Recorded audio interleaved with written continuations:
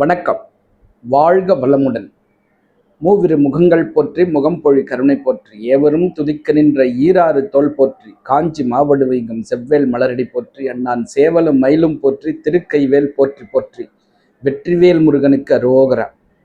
வழக்கமாக நம்ம பார்க்கக்கூடிய ஆண்டாளனுடைய திருப்பாவை இன்றைக்கு 24வது பாசுரம். அதாவது இதை போற்றி பாசுரம்னு சொல்லுவாங்க. கண்ணன் சிறு வயதில் என்னென்ன விளையாட்டுலாம் விளையாடினார் அப்படின்னு சொல்லி போற்றி பாடுவதால இந்த பாசுரத்துக்கு போற்றி பாசுரம்னு பேர். வாங்க எல்லாரும் முதல்ல அந்த பாசுரம் கேட்டுறோம் என்னுடைய பையனுடைய வாய்ஸில். அதுக்கப்புறம் நம்ம இந்த வாஸ்து சம்பந்தமாக பார்க்கலாம். வணக்கம். ஸ்ரீமத்திய விஷ்ணு சித்தாரிய மனோநந்தன ஏதவே நந்தநந்தன சுந்தரியை கோதாய நித்தியமங்கலம்.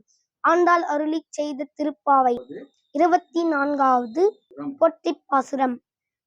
அன்றி உலகம் மணந்தாய் அடி போற்றி சென்றங்கு தென்னிலங்கை செற்றார் திரள் போற்றி பொன்றச்சகனம் உதைத்தாய் புகழ் போற்றி கன்று குணிலாய் எரிந்தாய் கடல் போற்றி குன்று குடையாய் எடுத்தாய் குணம் போற்றி வென்று பகை கெடுக்கும் நின் கையில் வேல் போற்றி என்றென்றும் சேவகமே ஏத்தி பறை கொள்வான் இன்று யாமந்தோம் இறங்கேலோரம்பாவாய். ஆடி ஆடி அகம் கரைந்து இசை பாடி பாடி கண்ணீர் மல்லிகை எங்கும் நாடி நாடி நரசிங்கா என்று வாடி வாடும் இவ்வாறுதலே. எல்லா புகழும் ஆண்டாளுக்கே. நரசிம்மன் திருவடிகளே சரணம். வணக்கம். எல்லாரும் பாசுரம் கேட்டிருப்பீங்க. இந்த பாசுரம் குழந்தைகளுக்கு இதை சொல்லி கொடுத்து தினமும் குழந்தைகளை இந்த பாசுரம் சொல்லி வர சொன்னோம்னா குழந்தைகளுக்கு மனசில் தைரியம் வரும். ஒரு தைரியத்தை கொடுக்கக்கூடிய பாசுரம். தினமும் உங்கள் குழந்தைங்களுக்கு இதை சொல்லி கொடுங்க, படிக்க வைங்க. நிச்சயமாக உங்கள் குழந்தைகள் ஒரு தைரியமான குழந்தைகளாக வருவாங்க. அடுத்து என்னென்னா, போன மாதம் ஒரு 7 நாள் அனுபவ பயிற்சி கிளாஸுக்கு போயிட்டு வந்தேன். அந்த கிளாஸில் அறிமுகமான ஒரு நபர். அவர் திருவண்ணாமலையை சார்ந்தவர். அவர் பேர் ராஜேந்திரன். அவருக்கு நிறைய இந்த சினிமா துறையில் இருக்கக்கூடியவர்களுக்கு நிறைய தொடர்பு உண்டு. நல்ல பரிச்சயமான மனிதர். அவர் ஒரு வாய்ஸ் நோட் எனக்கு போட்டிருந்தார் வாட்ஸ்அப்பில். என்ன அப்படின்னா, நான் என்னுடைய பையனுடைய வாய்ஸில் திருப்பாவை, திருப்புகழ் இந்த பாட்டெலாம் பாட வச்சு அதை ரெக்கார்ட் பண்ணி என்னுடைய வீடியோவில் சேர்த்து நான் போட்டுக்கிட்டு வரேன் இல்லையா. இதெல்லாம் பார்த்துட்டு அவர் இந்த வாய்ஸ் நோட்டில் சொல்லியிருந்தார், சார் எப்படி இருக்கீங்க, நல்லா இருக்கீங்களா? நல்லா இருப்பீங்க, நிச்சயமாக நல்லா இருப்பீங்கன்னு தெரியும். ஏன்னா உங்களை யூடியூப்பில் பார்த்துட்ருக்கோம். நீங்கள் நல்லா இருப்பீங்க, நீங்கள் நல்லா பேசுகிறீங்க. ஆனால் அது ஒரு பெரிய விஷயமா தெரில எனக்கு. ஏன்னா நீங்கள் அந்த நிகழ்ச்சியிலே நல்லா பேசுனீங்க கடைசி நாள். ஆனால் உங்களுடைய கொடுக்கு ரொம்ப நல்லா பேசுகிறாப்புல, ரொம்ப அழகாக பாடுறாப்புல, உச்சரிப்பெல்லாம் ரொம்ப நல்லா இருக்கு. இந்த பையன் திருவண்ணாமலை தான் இருக்கிறானா அப்படின்னு சொல்லி ஒரு ஆச்சரியமாக இருக்கு எனக்கு. மக்கள்லாம் சொல்லுவாங்க திருவண்ணாமலை ஞான பூமின்னு சொல்லி. அது இந்த மாதிரியான பசங்க இருக்கிறதுனால அது உண்மைதான் தோணுது. திருவண்ணாமலை நிச்சயமாக ஞான பூமி தான் தோணுது. நிச்சயமாக நான் ஒரு நாளைக்கு உங்கள் பையனையும் பார்க்கணும், உங்களையும் பார்க்கணும் அப்படின்னு சொன்னார். இதுதான் நான் எதிர்பார்த்தேன். அதாவது மக்கள் எல்லாருமே அந்த குழந்தைங்கள் விளையாடுற வீடியோவில் நிறைய எடுத்து அந்த ஷார்ட்ஸில் போட்டுட்ருக்காங்க. பட் அதையெல்லாம் தாண்டி நம்ம பசங்களால் இதையும் சாதிக்க முடியும் அப்படின்ற ஒரு மக்கள் மனசில் எண்ணம் வரணும். நம்ம பசங்களும் இதை சாதிப்பாங்க, இதை நம்ம செய்யணும் அப்படின்னு சொல்லிட்டு ஒரு உதாரணமாக இருக்கிறதுக்காக தான் நான் என்னுடைய பையனை அந்த பாடல்கள்லாம் பாட வச்சு வீடியோ பதிவாக நான் யூடியூப்பில் போட்டேன். ஸோ இதை பார்த்துட்டு அந்த ராஜேந்திரன்ற நண்பர் ரொம்ப ஆச்சரியப்பட்டு பேசியிருக்காரு. அவருக்கு என்னுடைய மனமார்ந்த நன்றியை தெரிவித்துக் கொள்கிறேன். இது உங்களுடைய பசங்களுக்கும் நீங்களும் ட்ரை பண்ணுங்கள். ஒரு பாட்டு பாடினாலும் அது ஒரு மிகப்பெரிய ஒரு சந்தோஷத்தை கொடுக்கும், அவங்களுடைய வாழ்க்கை பாதையை மாற்றும். நான் இன்னைக்கு வேற ஒரு 10 பாட்டை அவனுக்கு சொல்லி கொடுத்துருந்தேன். அப்போ நான் சொல்கிறேன், நீ ஒன்றும் பயப்படாமல் பாடணும்ப்பா. நான் அதுக்கு ஒரு இடம் சூஸ் பண்ணி வச்சுருக்கேன். அந்த 10 பாட்டும் அந்த இடத்துல தான் போய் நான் ரெக்கார்ட் பண்ண போகிறேன். அப்போ சொல்லும்பொழுது அங்கே நம்ம ரெக்கார்ட் பண்ண போனோம்னா அந்த ஊர் மக்கள்லாம் பார்ப்பாங்க. அப்படிப்பட்ட ஒரு இடம் நீ வந்து அங்கே எல்லாரும் இருக்கிறாங்கன்னு சொல்லிட்டு பயப்படக்கூடாது, கூச்சப்படக்கூடாது, தைரியமாக பாடணும் அப்படின்னு சொல்லும்போது, அப்போ என் பையன் சொல்கிறான், நான் அதை கூச்சம்லாம் பட மாட்டேன், எனக்கு தைரியம் வந்துடுச்சு, இப்போ நான் நல்லா பாடுவேன் அப்படின்னா. இந்த தைரியம் வரணுன்றதுக்காக தான் நான் வந்து அவனை பாட வச்சுருக்கேன். ஸோ அப்போ உங்கள் பசங்களுக்கும் தைரியம் வரணும் அப்படி உங்களுக்கு தெரிஞ்ச பாட்டை நீங்கள் சொல்லிக் கொடுங்க. அது ராகம் தேவையில்லை, இசை தேவையில்லை, தாளம் தேவையில்லை, உங்களுக்கு தெரிஞ்சதை சொல்லிக் கொடுங்க. அதை வந்து அவங்க டெலிவரி பண்ணுற முறையில் வந்து அவங்களுக்கு அந்த தைரியம் நிச்சயமாக வந்துடும். ஸோ இதை நான் எதிர்பார்த்தேன், இது நடந்துடுச்சு. ஸோ என்னுடைய அந்த நண்பருக்கு என் மனமார்ந்த நன்றி. அடுத்து நம்ம அந்த வாஸ்து விஷயத்துக்கு போயிடலாம். ஒரு 10 நாட்களுக்கு முன்னாடி ஒரு அம்மா வந்து திருவண்ணாமலை வானாபுரத்துலேருந்து கூப்பிட்றாங்க. நாங்கள் வந்து இந்த மாதம் பூமி பூஜை போட்டோம், வீடு கட்ட போகிறோம், நீங்கள் எங்கள் இடத்த வந்து பார்க்க முடியுமான்னு கேட்டாங்க. கேட்டுட்டு உடனே அவங்க என்னை பேச விடலை. உங்களுக்கு குழி கணக்கு தெரியுமா, இன்ஜினியர் சொல்கிறாரு குழி கணக்கு படி வீடு கட்டினா நல்லாயிருக்கும் அப்படின்னு சொல்லிட்டு ஒரு கேள்வி கேட்டாங்க. நான் சொன்னேன், அம்மா எனக்கு குழி கணக்கு தெரியாது, ஆனால் இயற்கையோடு சேர்ந்த மாதிரி வீடு கட்ட தெரியும், நீங்கள் இயற்கையோடு சேர்ந்த மாதிரி வீடு கட்டினீங்கன்னா நீங்கள் நல்லா இருப்பீங்க அப்படின்னா. இல்லை இன்ஜினியர் சொல்கிறாருங்க குழி கணக்கு படி வீடு கட்டினா நல்லாயிருக்கும் அப்படின்னு கேட்டாங்க. அப்போ அவங்க வந்து ஏதோ ஒரு ஒரு ஒரு முடிவோடு தான் என்னை வந்து பேசுகிறாங்க, என்கிட்ட வந்து பேசுகிறாங்க. இது வந்து அவங்களா பேசல, வேற யாரோ ஒரு நபர் வந்து பேச வச்சிருக்காரு. ஸோ அதை நான் புரிஞ்சுக்கிட்டேன். அதுக்கப்புறம் நான் அந்த அம்மாவுக்கு சொல்கிறேன், அம்மா அந்த இன்ஜினியர் வந்து நல்ல இன்ஜினியர் தானே? ஆமாம். அவருக்கு வாஸ்து குழிக்கணக்கெலாம் தெரியுமில்ல? தெரிஞ்சிருக்கலாம் அப்படின்னாங்க.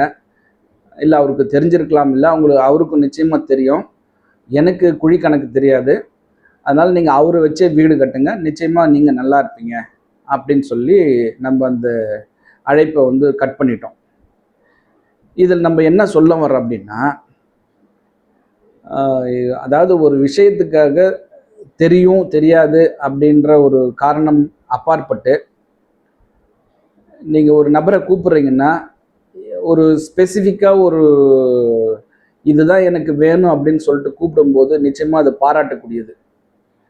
எனக்கு குழி கணக்குப்படி தான் வீடு கட்டணும் அப்படின்னு சொல்லிட்டு கேட்குறது நிச்சயமாக பாராட்டக்கூடியது. ஆனால் நான் வீடு கட்டணும், எனக்கு வந்து ஒரு நல்ல வீடு அமைச்சு கொடுங்க அப்படின்னு கேட்டிருந்தா அது இன்னும் சிறப்பாக இருந்திருக்கும். ஆனால் எனக்கு வந்து குழி கணக்குப்படி தான் வீடு வேணும் அப்படின்றவங்களுக்காக ஒரு சில பார்வையில் நம்ம அந்த விஷயத்தை நம்ம பார்க்கலாம். இப்போ நம்ம எல்லாருமே பயணப்பட்டு கொண்டு இருக்கிறோம். அப்படி பயணப்படும்போது சாலை ஓரத்தில் நிறைய மக்கள் வந்து 3-4 கல்லை வச்சு அடுப்பு மூட்டி அங்கே சமையல் செஞ்சு சாப்பிட்டுட்டு அங்கேயே படுத்துக்கிட்டு இருக்காங்க. அவங்களுடைய வாழ்க்கை அப்படியே ஓடிக்கிட்டே இருக்கு. சாலை ஓரத்தில் தான் இருக்காங்க. அவங்களுக்கு நிரந்தரமாக வீடே கிடையாது, சுத்தமாகவே அவங்களுக்கு வீடு இல்லை. அவங்களுடைய வாழ்க்கையும் போயிட்டு தானே இருக்கு.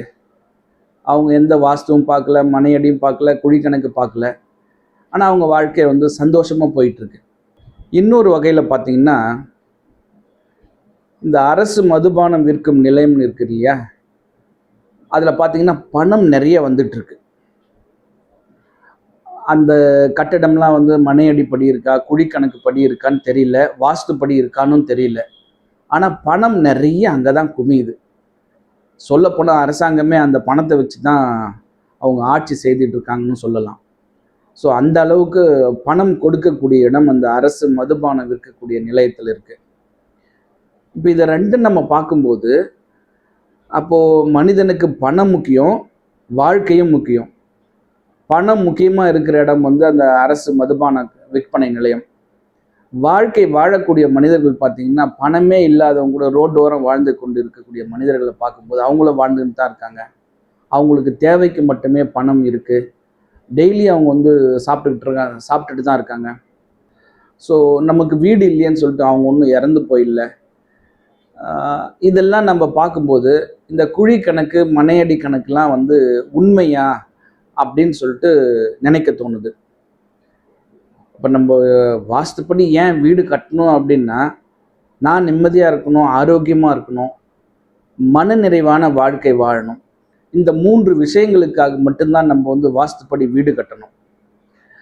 நீங்கள் வந்து ஆரோக்கியமாக இருந்தீங்கன்னா உங்களுக்கு வரக்கூடிய வருமானம் கொஞ்சமாக இருந்தாலும் அது உங்களுடைய சேமிப்பாக இருக்கும். அந்த சேமிப்பு வரும்போது உங்களுக்கு நிச்சயமாக நிம்மதி இருக்கும். நிம்மதி இருந்தாலே மன அமைதி வந்துடும். ஸோ இந்த இந்த மூன்றுமே தரக்கூடியது இயற்கையோடு சேர்ந்து நீங்கள் கட்டக்கூடிய வீடு இருந்தால் இந்த மூன்று விஷயம் உங்களுக்கு வந்து நிச்சயமாக வரும். இதை தாண்டி குழி கணக்கு, மனையடி கணக்கு அப்படின்னு நீங்கள் கேட்டிங்கன்னா, இதுக்கு ஒரு உதாரணம் நான் சொல்லலாம். எங்கள் ஊரில் வந்து எனக்கு தெரிஞ்சு ஒரு மிகப்பெரிய ஒரு செல்வந்தராக வாழ்ந்த குடும்பம் அப்படின்னு பார்த்தீங்கன்னா ஒரு முஸ்லீம் குடும்பம் தான். அந்த முஸ்லீம் குடும்பத்துக்கு ஒரு பேர் சொல்லுவாங்க, பீரான் சாஹிப்னு சொல்லுவாங்க. அந்த குடும்பம் வந்து ஒரு மிகப்பெரிய எங்கள் ஊரில் ஒரு காம்பவுண்ட் போட்டு வீடு கட்டி ஒரு பெரிய குடும்பம் வாழ்ந்தது அப்படின்னா அந்த குடும்பத்தை சொல்லலாம். அதாவது அவங்க எங்கள் ஊரில் இருக்கக்கூடிய நிலத்தில் ஒரு 1000 ஏக்கர் இருக்குது அப்படின்னா அதில் 250 ஏக்கர் அவங்க நிலமாக இருக்கும். ஸோ அப்படிப்பட்ட ஒரு பெரிய குடும்பம், ஒரு மிகப்பெரிய ஒரு வீடு, பெரிய காம்பவுண்ட் கட்டி அந்த இடத்துக்கு வந்து 2 நல்ல தெருக்குத்து உள்ள அமைப்புள்ள வீடு. அது ரொம்ப செல்வந்தர். அதாவது ஒரு இந்த விவசாய வேலைக்கு நடவு நடணும், அறுவடை பண்ணணும், களை பறிக்கணும் அப்படின்னா அவங்களுடைய நிலத்துக்கு தான் மக்கள் வேலைக்கு போவாங்க. காரணம் என்னென்னா அந்த காலத்தில் அவங்க தான் வந்து சோறு போட்டு வேலை வாங்கினவங்க மக்களுக்கு. ஸோ மற்றவங்கெல்லாம் வந்து கஞ்சி ஊற்றுவாங்க, கூழ் ஊற்றுவாங்க. ஆனால் அவங்க மட்டும்தான் சோறு போட்டு வேலை வாங்கினவங்க. அதனால அவங்களுடைய வேலை தான் வந்து முதல்ல நடக்கும். மக்கள்லாம் அங்கே தான் போவாங்க. அப்படிப்பட்ட ஒரு செல்வந்தராக வாழ்ந்தவங்க அந்த வீடு கட்டி 40 வருஷத்துக்கு அப்புறம் அந்த வீட்டில் யாருமே குடியில்லை. அந்த வீடு வந்து விற்கப்படுகிறது. அந்த வீட்டை பிரித்து பிரித்து வித்துடுறாங்க. அதுக்கெல்லாம் காரணம் என்ன? அந்த வீடு வந்து மனையடி சாஸ்திரப்படி கட்டின வீடு, குழி கணக்குப்படி கட்டின வீடு. இப்போ ஏன் இது வந்து அந்த வீட்டில் யாருமே இல்லை, அவங்க நிலம் எல்லாமே வித்தாச்சு. யாருமே நிலம் வச்சிடல. இப்போ எல்லாம் விற்றுட்டு வெளியூரில் பஞ்சம் பிழைக்கிறதுக்காக போயிட்டாங்க. இதுக்கெல்லாம் காரணம் வாஸ்துன்ற அமைப்பான்னு நீங்கள் கேட்டிங்கன்னா நிச்சயமாக வாஸ்துன்ற அமைப்புன்னு தான் சொல்லலாம். ஏன்னா இந்த பணத்தை நோக்கி பயணப்படக்கூடியவர்கள் அந்த வாஸ்துவோட உண்மைத்தன்மையை புரிஞ்சிக்க மாட்டாங்க. நான் வந்து உண்மைத்தன்மையை புரிஞ்சுக்கிட்டு நான் வந்து ஒரு ஆரோக்கியமான வாழ்க்கை வாழணும், நிம்மதியான வாழ்க்கை வாழணும் அப்படின்னு நினைக்கிறவங்க இந்த வாஸ்துவை அவங்க பயன்படுத்திப்பாங்க. ஸோ அந்த வகையில் அந்த மிகப்பெரிய ஃபேமிலி இருந்த இடத்துல பார்த்தீங்கன்னா இந்த முஸ்லீம்கள்லாம் தொழுகை பண்ணக்கூடிய இடம் ஒன்று இருக்கும். அந்த பெரும்பாலான முஸ்லீம்கள் பார்த்தீங்கன்னா ஒரு மசூதின்னு சொல்லுவாங்க. அந்த இறந்தவங்கெல்லாம் அங்கே தான் எடுத்துன்னு போய் அடைக்கலம் பண்ணுவாங்க. ஸோ அப்படிப்பட்ட இடம் வந்து பார்த்திங்கன்னா அந்த இப்போ ஜென்ரலாக நம்ம சுடுகாடுன்னு சொல்லுவோம். அந்த சுடுகாடு அந்த வீட்டுக்கு பக்கத்தில் தென்மேற்கு பகுதியில் சுடுகாடு இருக்குது. இப்போ இதுதான் நம்ம வந்து கூர்ந்து கவனிக்கணும். ஒரு வீட்டுக்கு வடகிழக்கு பக்கமோ தென்மேற்கு பக்கமோ சுடுகாடு இருந்தால், அருகிலே சுடுகாடு இருந்தால் அந்த குடும்பம் வந்து ஒரு சிறப்பான வாழ்க்கை வாழ முடியாது, அங்கே இருக்க முடியாது.